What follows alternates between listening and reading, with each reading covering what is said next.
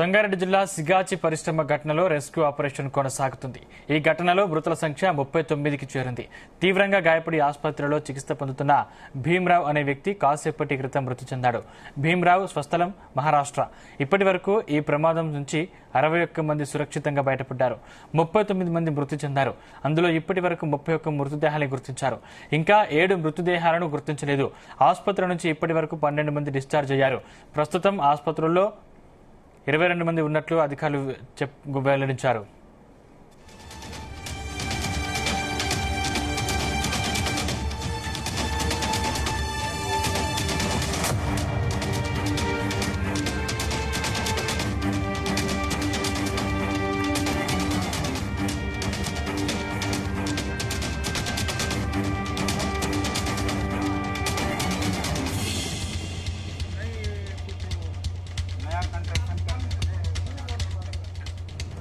మరోవైపు సిఎస్సి ఆధ్వర్యంలో ఏర్పాటు చేసిన హై లెవెల్ కమిటీ ఘటనా స్థలాన్ని పరిశీలిస్తోంది. కమిటీకి చైర్మన్ గా సిఎస్ రామకృష్ణారావు, సభ్యులుగా రెవెన్యూ ఇండస్ట్రీస్ చీఫ్ సెక్రటరీతో పాటు కార్మిక శాఖ ప్రిన్సిపల్ సెక్రటరీ, ఫైర్ డీజీ, ఆరోగ్య శాఖ కార్యదర్శి ఉన్నారు.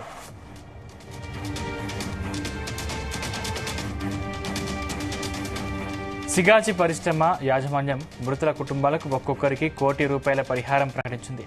ప్రభుత్వం కూడా తక్షణ సాయం కింద ఒక్కొక్కరికి ₹1,00,000 సాయం చేసింది. 3 నెలల పాటు సిగాచి పరిశ్రమను క్లోజ్ చేశారు అధికారులు.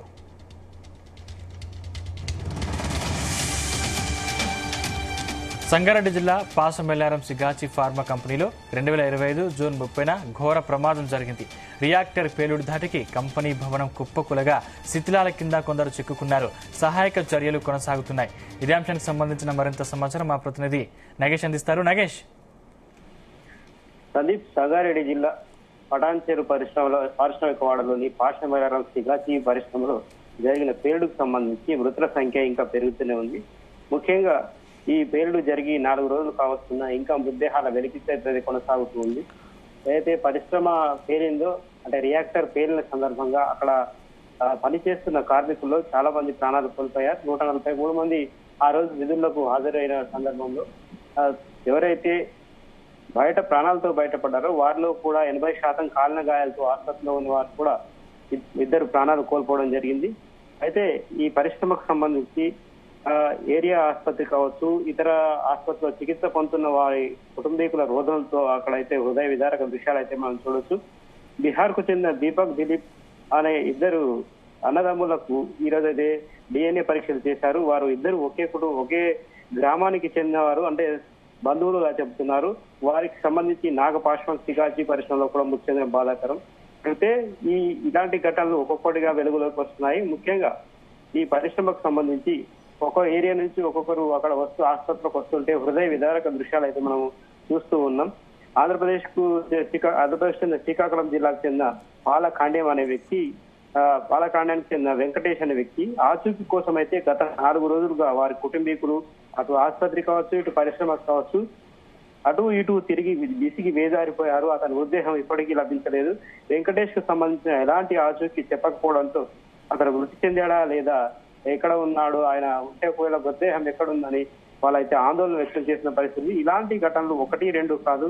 ఈ సిగాచి పరిస్థితులకు సంబంధించి చాలా మంది కుటుంబీకులు ఇదే విధంగా ఆందోళన చెందుతున్న పరిస్థితి ఉంది. ముఖ్యంగా 4 రోజుల క్రితం జరిగిన ఈ ప్రమాదంలో అఫీషియల్ గా అయితే 38 మంది చనిపోయారని చెప్తున్నారు, అంటే మృతదేహాలు.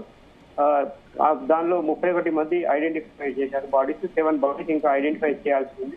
మరో 7 అయితే గల్లంతయ్యారు, అంటే వారి ఆచూకీ లేదు. వారు కంపెనీలో అటెండ్ అయ్యేట్టు చెప్తున్నారు ఆ రోజు, కానీ వారి మృతదేహాలు లేదు, హాస్పిటల్లో చికిత్స పొందుతున్న పరిస్థితి కూడా లేదు. కాబట్టి ఈ ప్రమాదానికి సంబంధించి పెద్ద ఎత్తున జరిగిన ప్రమాదం కాబట్టి ఎవరైతే ఈ ఘటనలో బాధితులుగా ఉన్నారో వారికి పూర్తి స్థాయిలో న్యాయం చేయాల్సిన అవసరం ఉందని చెప్పి అటు ప్రతిపక్షాలు కావచ్చు, ఇతర నాయకులు కావచ్చు డిమాండ్ చేసిన పరిస్థితి ఉంది. అయితే మరోవైపు సిగాచి పరిశ్రమకు నిన్న ఒక హై లెవెల్ కమిటీ వచ్చి ఇక్కడ విజిట్ చేయడం జరిగింది. ప్రమాదం జరిగిన తీరును అయితే పరిశీలించింది. ఈ రోజు సిగాచి పరిశ్రమకు సిఎస్ రామకృష్ణారావు నేతృత్వంలోని కమిటీ ఇప్పుడే ఇక్కడైతే సందర్శిస్తుంది. ప్రమాదం జరిగిన స్థలాన్ని సందర్శించడంతో పాటు ఫ్యాక్టరీలో ఉన్న పరిస్థితి ఏంటి, అసలు ఈ ప్రమాదం ఎలా జరిగింది ఏంటి అన్న విషయాలపైన పూర్తి స్థాయిలో అధ్యయనం చేస్తూ ఉంది. కమిటీకి చైర్మన్ గా రామకృష్ణారావు, సభ్యులుగా రెవెన్యూ ఇండస్ట్రీస్ చీఫ్ సెక్రటరీతో పాటు కార్మిక శాఖ ప్రిన్సిపల్ సెక్రటరీ, ఫైర్ డీజీ కూడా, ఆరోగ్య శాఖ కార్యదర్శి కూడా ఉన్నారు. నిన్న ఒక కమిటీ విజిట్ చేయగా ఈ కమిటీ అయితే విజిట్ చేసి పూర్తి ఆధారాలను సేకరించి okay right. Thank you Nagesh.